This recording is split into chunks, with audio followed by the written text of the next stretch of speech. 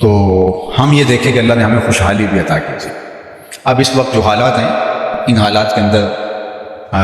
بہت زیادہ بدحالی ہے۔ ایک تو وہ لوگ ہیں کہ جو اس بدحالی کا باقاعدہ شکار ہیں، اور ایک وہ ہیں کہ جو متوقع ان پر آنے والی اس حالت سے بہت زیادہ ڈرتے ہیں کہ یہ حالت یہاں تک پہنچ گئی ہے تو آگے یہاں تک بھی آئے گی۔ اور تیسرے وہ لوگ ہیں کہ ظاہر ہے کہ سینے میں حساس دل رکھتے ہیں، تو جب وہ حساس اور دردناک دل رکھیں گے تو اگرچہ وہ خوشحال ہیں، ان کے پاس اثاثہ جات موجود ہیں، وہ لگتا ہے انہیں کہ ظاہراً تو کوئی ایسے اسباب نہیں ہے کہ فاقہ کشی کی نوبت آئے اور میں پانی کی بوند کو بھی ترس جاؤں، اللہ نے مجھے بہت نواز رکھا ہے، تو انہیں اس بات کا کوئی ڈر نہیں ہے۔ لیکن اپنے اطراف میں، اپنے چاروں طرف جب یہ بدحالی اور یہ چیز پھیلتی ہے تو اس کے اثرات آتے ہیں، تو بطور انسان دکھ میں مبتلا ہوتا ہے، اور پھر ظاہر ہے اس کے اثرات کاروبار پہ بھی آئیں گے اور پوری معاشرت پہ آئیں گے، اور اس کا کسی نہ کسی حد تک جو ہے وہ شکار ضرور ہوگا۔ تو یہ ایک اذیت تو ہے، لیکن دوسری طرف وہ لوگ ہیں کہ جو 10,000 روپے کما رہے تھے مہینے کا یا 20,000 روپے کما رہے تھے، اور ان کا بل بجلی کا 25,000 آ گیا، تو اب وہ اس بل کو پکڑ کے رو رہے ہیں، کیا کریں؟ بل ادا کریں، بچوں کی فیسیں دیں، یا کہ جو ہے وہ اپنے گھر کا چولہا چلائیں۔ اب ہر صورت کے اندر وہ ایک عجیب ایک اذیت میں مبتلا ہے۔ اسی طرح وہ سفید پوش لوگ، اب وہ ایک خوشحال زندگی گزارتے ہیں، اب وہ بھی جب اس مشکل میں آگے اپنے حساب سے، تو وہ تو پھر اب کسی کے آگے ہاتھ بھی پھیلانے سے رہے، بلکہ الٹا ان کے پاس جب غربا آ کے اپنی کہانی بیان کر رہے ہوتے ہیں تو وہ دوہری تکلیف میں ہوتے ہیں کہ میں تو خود اس اذیت میں مبتلا ہوں، اس کو نہیں بتا سکتا اور کسی اور کو بھی نہیں بتا سکتا۔ اب اس آنے والے کو خالی کیسے لوٹاؤں؟ اس کی جو شرافت نسبی ہے اور اس کی طبع کے اندر جو فیاضی گندی ہوئی ہے، وہ ساری چیزیں جو ہیں وہ اس کو ایک عجیب بے چینی میں مبتلا کر دیتی ہیں کہ اب میں کیا کروں اور اس کو کس طرح اپنے گھر سے، دہلی سے خالی لوٹاؤں۔ تو یہ ایک مشکل صورتحال بن جاتی ہے قوموں کے اوپر جب اس طرح کے معاملے آتے ہیں۔ تو اس طرح کی جب معاملات آتے ہیں تو سب سے پہلے کام کرنے کا کیا ہوتا ہے، جو ہم کبھی بھی نہیں کرتے؟ سب سے پہلے کام کرنے کا ہوتا ہے استغفار۔ ہم سے کوئی غلطی ضرور ہوئی ہے جس سے اللہ کی ناراضگی ہوئی اور ایسے حالات آئے، اور جو اس حالات کا اس حد تک شکار نہیں ہوئے، انہیں چاروں طرف جلتی ہوئی آگ دکھائی دے رہی ہے اور وہ ان کی دہلیز تک نہیں پہنچی، اگرچہ اس کی حدت پہنچ رہی ہے کیونکہ پورے معاشرے میں آگ جل رہی ہے، تو ان کے اوپر جو ہے وہ استغفار کے ساتھ دوسری چیز واجب شکر اور سخاوت ہوتی ہے، اور وہ ان کا جتنا بھی دائرہ ہے، جتنا بھی ان کے ماتحت لوگ ہیں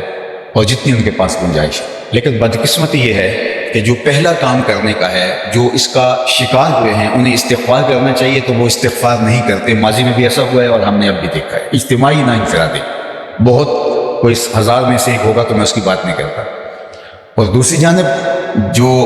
اس طرح سے اس کا شکار نہیں ہوئے تو ان کو اس موقع کے اوپر اپنی تجوریوں کے منہ کھول دینے چاہیے اور اللہ سے توقع رکھنی چاہیے خیر کے حالات جلد پیدا ہوں۔ اور ہم کیا کہتے ہیں کہ یہی تو موقع ہے کمائی کا کہ لوگ پھنسے ہوئے، لوگ جب مشکل میں ہوں، لوگوں کے پاس جو ہے، چونکہ اس وقت ہمارے پاس بھی چونکہ ایک ادارے میں ہم بیٹھے ہوئے ہیں اور ہمارے سے بہت سارے جڑے ہوئے لوگ ہیں، کتنے لوگ ہمارے پاس آ رہے ہیں کہ کرایہ دار کہہ رہے ہیں کہ مہنگائی ہو گئی ہے لہٰذا آپ جو ہے وہ کرایہ بڑھائیں،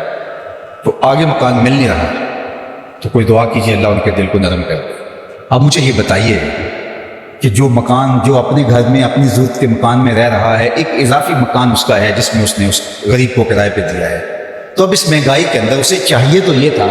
کہ وہ کہتا کہ میرے بھائی مہنگائی ہو گئی ہے تو آدھا کرایہ دے دینا، باقی اپنے بچوں کا خیال کر، لیکن وہ اس سے فائدہ حاصل کر کے اس غریب کو کہتا ہے جناب آپ کرایہ زیادہ دیں گے ورنہ آپ مکان خالی کر۔ اس مہنگائی کے اندر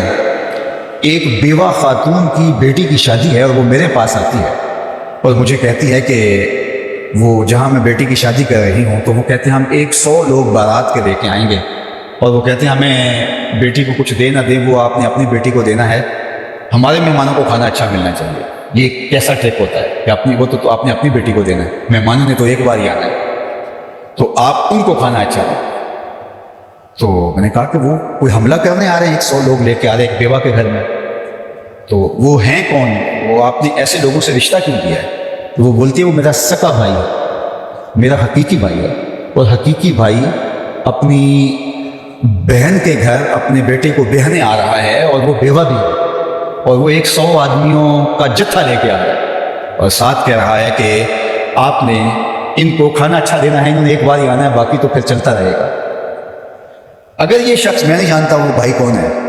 ہو سکتا ہے نمازی ہو سکتا ہے وہ بڑا نیک ہو سکتا ہے کہ وہ اپنے آپ کو بڑا عاشق رسول کہلاتا ہو، یا ہو سکتا ہے وہ اپنے آپ کو توحید پرست کہلاتا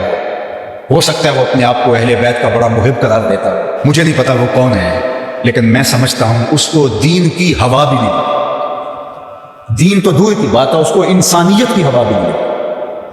تو اب اس معاشرے کے اندر ہم تو لوگوں کے دکھ کم کریں گے، اذیتوں اور پریشانی کو دور کریں گے۔ میں اگر ایک چھوٹی سی فیکٹری بنائی ہے، آپ نے اس سے بڑی بنائی ہے، اس نے اس سے بڑی بنائی ہے، تو میرے پاس 10 آدمی کام کرتے ہیں، آپ کے پاس 1000 آدمی کام کرتے ہیں، تو واقع جو ذرائع آمدن ہے وہ سکڑ گئے، لیکن جو اخراجات ہیں وہ بڑھ گئے۔ میرے ذرائع آمدن میرے سکڑے ہیں، اور جو اذیت میں آئے ہیں وہ میرے یہ دوست ہیں، میرے یہ مزدور ہیں، تو اس موقع پر مجھے ان کی کچھ اضافی مدد کرنی ہوگی۔ اب میرا نفس مجھ کو دلیل کیا دیتا ہے کہ یہ میرا تھوڑا احسان ہے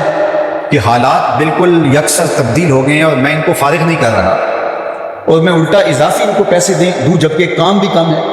میاں تم ان کے کام کے بدلے کب دے رہے ہو؟ تم تو انسانیت کے نام دے رہے ہو۔ ان کے حالات تمہارے سامنے معلوم ہے کہ یہ یہاں بیچارے جو ہے وہ اتنا ہم سے ایڈوانس بھی لیا ہوا ہے، اور اس قدر جو ہے وہ ان کی یہ صورتحال ہے، تو اب ان کے لیے آسانی کرنا بنتی ہے۔ لیکن جب ہم بے حس ہو جائیں گے